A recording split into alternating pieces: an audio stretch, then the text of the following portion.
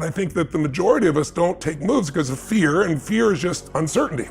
It's that base need. And when I go around and I describe this in more detail, and I work with a big audience, 15, 20,000 people, and I'll say, have them do a set of exercises and have them figure out where do they get, what triggers them to be certain or uncertain, what triggers them to have variety and so forth. So they understand that like everything I do is to meet these needs. But then I get them to say, what are your top two? Not what you think they should be, not what you want them to be, what are they? And 90% of the people in our culture are certainty and significance or significance and certainty, even though they really want love. So they have this route, like if I can be successful enough, then I'll be worthy of it. Or if I can just control it enough and know it's that way, but you can't control love, right?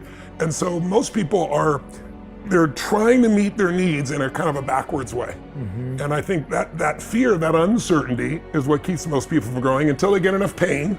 And then that pushes them through a threshold where their needs aren't being met, they gotta change.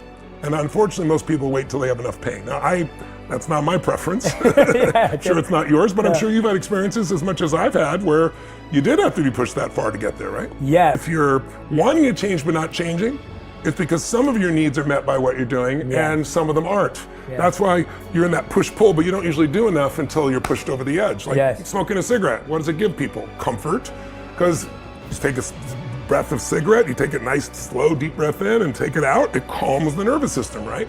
It's something that they're comfortable with. It's variety. If they're all stressed out and then they start to breathe differently, it's variety in the body. For some people, they did originally for significance. I'm cool, I'm smoking. Today, it's not really that cool to most people, but for some generations, some places it is. Some people see it as a connection with themselves. But if all of a sudden you're now in a relationship with somebody who doesn't smoke, and you really love them and you want their total love and attention, and they're completely disgusted by cigarettes, now my needs for love, right, are really strong, and my need for this comfort is really strong, and so you have this push-pull. And then some people make the shift, some people don't. You know? But later on, it helped me understand that 3 decisions are, first, you gotta decide what to focus on. Every moment of your life, there's something grabbing your focus, and you don't experience life, you experience the part of life you focus on, right? What's wrong is always available, so is what's right, right? And there are different kinds of focus. And my dad's focus that day was really on what he hadn't done. And I know that because he kept muttering it. You know, he hadn't taken care of his family, there's no money for Thanksgiving, somebody had to give us charity. And then the second decision you make about, once you focus on something, is what does it mean? Is this the end or the beginning? If you think it's the end of a relationship, you're gonna behave different than it's the beginning, right? So that was 7 years ago. We're at 850 million meals, right? And I'm gonna hit the billion earlier than what I promised and targeted, and then I've got a sustainable approach.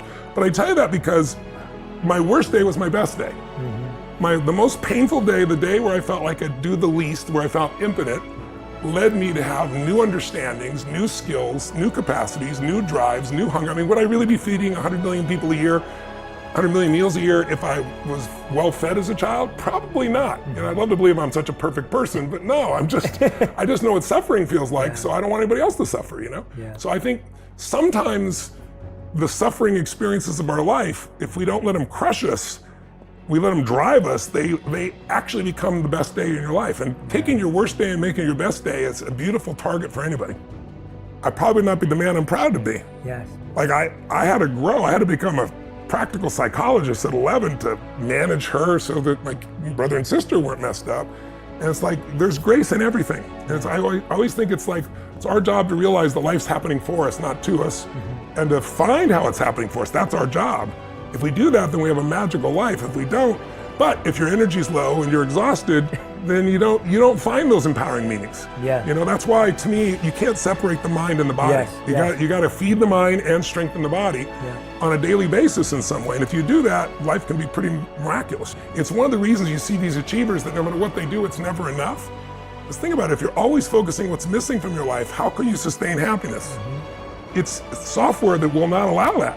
You'll feel happy for a little moment and then you'll notice it's missing again.